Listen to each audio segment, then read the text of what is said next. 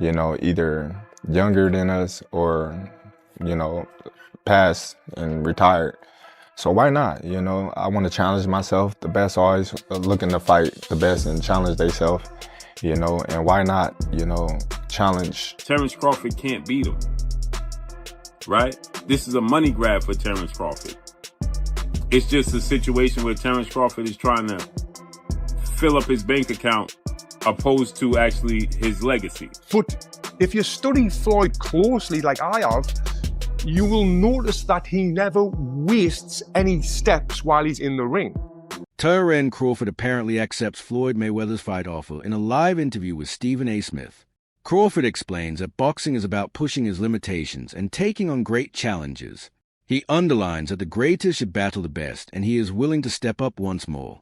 Crawford expresses calm confidence, stating that facing Mayweather is another opportunity for him to establish himself and exceed expectations. This is Terence the businessman talking, right? They got to pay the cheddar to make it better, right? For sure. All money ain't good money, so you got to know that. Okay, fair enough. I hate to use the word easy, but at times it did feel like you were, having a really easy time out there. Were you expecting it to play out that way? Listen, it's never easy, Stephen A. Smith has always been opinionated about sports, and boxing is no different. He compliments Terence Crawford on becoming a champion in 4 different weight classes. It is not a casual compliment, but rather an appreciation of an accomplishment that is uncommon in modern boxing. Crawford's ability to dominate at 4 different weight classes sets him apart in today's world where boxers are typically hesitant to move up divisions due to the risk associated. Stephen A. emphasizes Crawford's adaptability and superiority, which establish him as an all-time great pound-for-pound fighter. It demonstrates not only his physical adaptability, but also his technical expertise, mental toughness, and drive to continue pushing himself against increasingly hard opposition. Crawford is the best fighter on the planet. Pound for pound, he's that dude. In this 4-belt era, he is now the undisputed world champion 3 times over. 140 pounds, 147, now 168 pounds, claiming all the belts. You don't see people doing that very often. Going up against a guy who was perceived as being bigger and stronger, Crawford was strong. Crawford was strong enough to fend him off, strong enough to make him respect his own power. He used his jab, he used his distance. He had poise in the ring, he wasn't rattled. He backed up and moved when necessary and kept us different. He exchanged enough to gain respect when necessary. It was a brilliant, masterful fight on Terence Crawford's. Roy Jones Jr., a superstar who knows personally what it takes to reign throughout divisions, has praised Crawford's boxing prowess.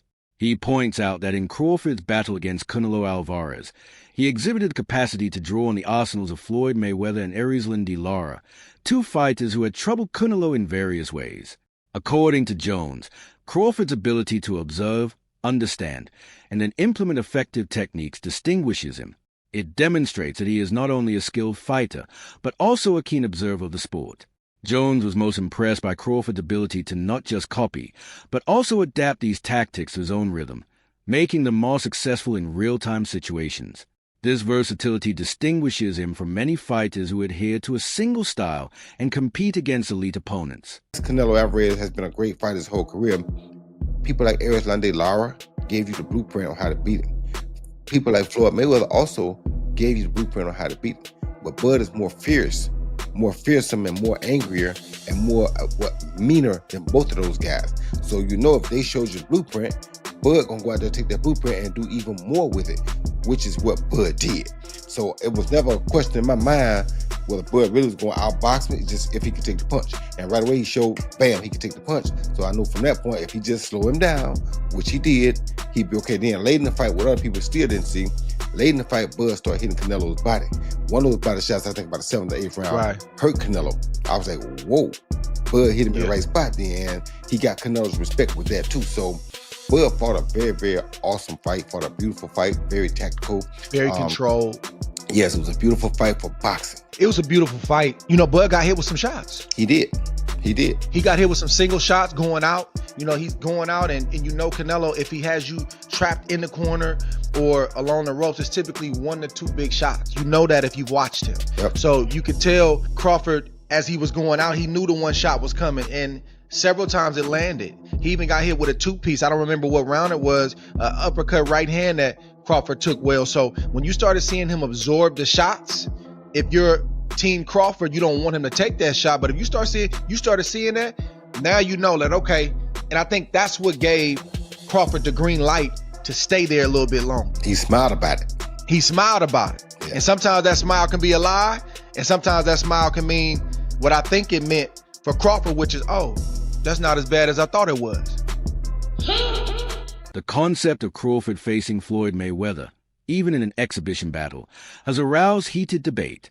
Critics argue that a fight like this may jeopardize Crawford's legacy. They feel that instead of building on his historic successes such as defeating Errol Spence and outclassing Canelo, he will pursue financial gain over competitive glory. This image arises from Mayweather's recent focus on high-paying exhibition battles rather than significant legacy bouts. Analysts argue that Crawford has worked too hard to risk being perceived as someone who prioritizes money over history. Others feel that Crawford's legacy is already secure, and if he decides to fight Mayweather, it will merely add another intriguing chapter to his life. Crawford. It's just a situation where Terence Crawford is trying to fill up his bank account opposed to actually his legacy. This is what was being said, right? This is what people perceived. Terence Crawford was just attempting to cash out. When fans compare Mayweather and Crawford's careers, the discourse becomes difficult. Floyd's resume includes victories over some of the finest names in the sport. However, Floyd's critics frequently refer to the timing of his victories. Canelo was young and inexperienced when he faced Mayweather, and Pacquiao was injured during their highly anticipated fight in 2015. Furthermore, Floyd's refusal to allow rematches, notably with Pacquiao, raised suspicions among many fans. Crawford, on the other hand, has dominated opponents who were thought to be at their peak when they faced him. This comparison sparks endless discussions about whether Mayweather's success in the ring was due to skill or premeditated timing and matchmaking. Mayweather's still greater than Terence Crawford. We need to really talk about this now. A lot of you guys are putting Crawford a bit too high. If you want to say Crawford could beat Floyd, I'm more open to that conversation, but when you're lining up the careers, I'm going to say Floyd every time. While they're both 5 division, Bud has become 3-time undisputed, but he's only fought 10 world champions to Floyd's 25 world champions. You can't take away the 5 division, 3-time undisputed. In terms of accolades, yeah, he probably gets the nod over Floyd. I say their accolades are about relative, considering Floyd Mayweather won Fighter of the Decade as well. But when you get to the resumes, Pacquiao, Oscar, Canelo, Cotto, Mosley, Castillo, Marquez, Zab, Gotti, Hatton, and Corley. It's probably way more people that this guy just didn't name. And then when you get to Bud's resume, not saying it's just bad, but the only names that's really worth mentioning is going to be Spence and Canelo. It's not a knock on Bud. Bud was not able to make those fights early on in his career. But I got to tell you guys what it is. Bud's resume just doesn't line up with Floyd's. Take their top 20 wins. Bud don't even got 20 wins to really sit here and name. Floyd got a good 20-something plus. Bud probably got about 10 wins that we could really sit here and name. Floyd's still greater than Bud in my opinion. Tony Jeff, a famous boxing commentator, has stated that Floyd Mayweather's most powerful weapon was not his defense or speed, but his thinking. According to Jeff, Floyd's unshakable belief in his ability to defeat anyone was what made him genuinely powerful. Even in battles where the odds appeared to be close, Mayweather's belief in his superior boxing IQ always gave him the advantage. His ability to read opponents, adapt quickly, and remain calm under duress distinguished him from other fighters who depended only on physical abilities. Jeff notes that Floyd's psychological advantage combined with technical proficiency made him appear practically unbeatable, which is why he retired with a spotless record. Mindset, they're really confident, they really believe in themselves, but you need more than that mindset. You need to have the full package of everything that I'm talking about, what Floyd has got. Fighters should only want to get better. The more you win, the more you should work hard. If you think about losing, you're going to lose. All I ever thought about was winning. So that's all I know. Floyd would visualize his success before he even stepped into the ring. there was no alternative to him but winning. And this mindset isn't just for boxing, it's for all walks of life. And I've actually done a full video talking about how I used this mindset of visualization to win my Olympic medal. And it was an absolute game changer. Now, Floyd used to use this mindset to ease the pressure that he put himself under. And he made himself think like, I'm not under any pressure right now, where he was under immense pressure. Pressure either makes you or break you.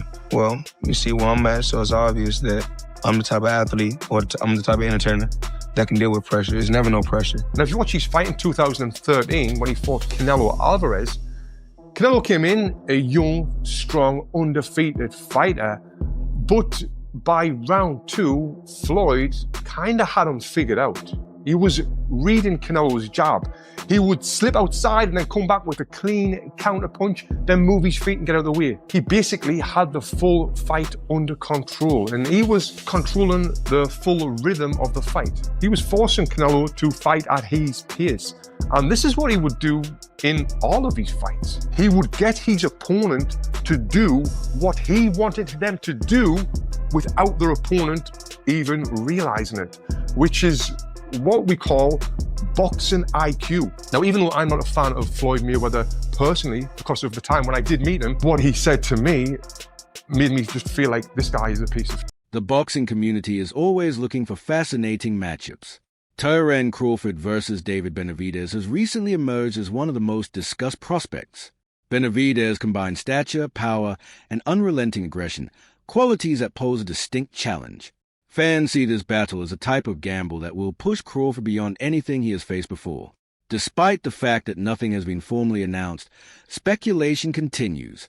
This discussion demonstrates fans' preference for high-risk, legacy-defining fights over exhibition spectacles with greater financial weight than sport's worth. Crawford versus Benavidez will be a battle of ability versus size, precision versus aggression, making it a fantasy match for many boxing fans. Not me, but shocked the world. This past Saturday, Mexican Independence Day weekend, what he took on defeated another first ballot Hall of Famer, but he essentially jumped up 3 weight classes, technically 2, from 154 to 168, but only had one fight at 154 last August against Israel Madrimov. Terence Crawford defeated Saul Canelo Alvarez, who is a 4-division champion, 2-time undisputed super middleweight, and the reigning, at the time, super middleweight world champion, undisputed world champion. And Terence Crawford beat him handily and convincingly. And because he beat him so easily, now the 63 win, 3 loss, 2 draw, 39 win by way of knockout, biggest threat has been now imposed on Terence Bud Crawford. And that's the Mexican Ecuadorian monster, David Benavidez, who is a 2-division undefeated world champion, is the 2-time WBC super middleweight and reigning WBC light heavyweight, 175-pound champion, who has a record of 30 wins, no loss, no draw, 24 wins by way of knockout. He stands 6'2" with a 75-inch arm reach. This is a fight that David Benavidez has been calling for Canelo Alvarez when he was at 168, and Canelo Alvarez strategically maneuvered around him. But Canelo Alvarez is 5'7" with a 70-inch arm reach, started his career at 147 pounds, made his real name at 154 pounds. He's not a big guy, okay? And styles make fights. Benavidez is 6'2" with a 75-inch arm reach. His last fight at 168 against Demetrius Andrade, he rehydrated to 193. So he's a big guy. Canelo Alvarez probably rehydrate to 182, maybe 185 max, right? He's not a big guy, right? Comparing Floyd Mayweather and Terence Crawford is a contentious issue with no clear resolution. Both fighters face the finest in their respective times and emerge victorious with outstanding performances. While Floyd's flawless record and defensive expertise set him apart from his peers, Crawford's ability to move up in weight while still dominating is as impressive. The argument is complicated by the fact that their times and situations are too different to make a direct comparison. Finally, It may be impossible to pronounce one superior to the other, but together they represent the pinnacle of boxing brilliance. My goodness, I said that was going to happen. If Crawford was to win, we're going to be seeing a lot of these debates on whether or not Floyd Mayweather or Terence Crawford is going to be better. Now, this is going to be a debate for a long, long time. I'm talking about one of those debates like LeBron versus MJ, Messi versus Ronaldo. It's one of those. And the thing is, I can get behind it. Let me go ahead and say this. When it comes to resume, I do think we give Floyd Mayweather the edge. I mean, he beat a bunch of champions.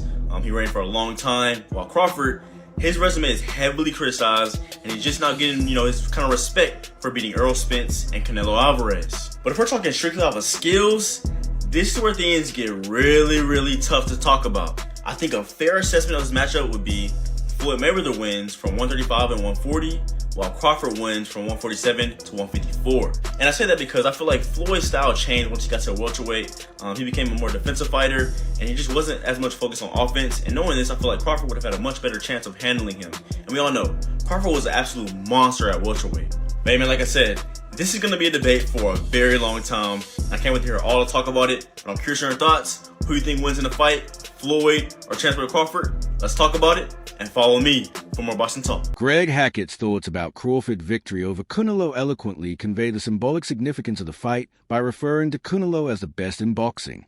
Hackett underscores Canelo's dominance and fear in the sport throughout the past decade. Crawford's ability to not only confront him, but actually take control and deconstruct him signifies a powerful shift. According to Hackett, Crawford has emerged as a new predator in the waters, the fighter everyone else dreads, the one at the pinnacle of the sport. This victory did more than simply add to his resume. It changed the face of boxing, establishing Crawford as a man who dethroned the shark and became the hunter himself.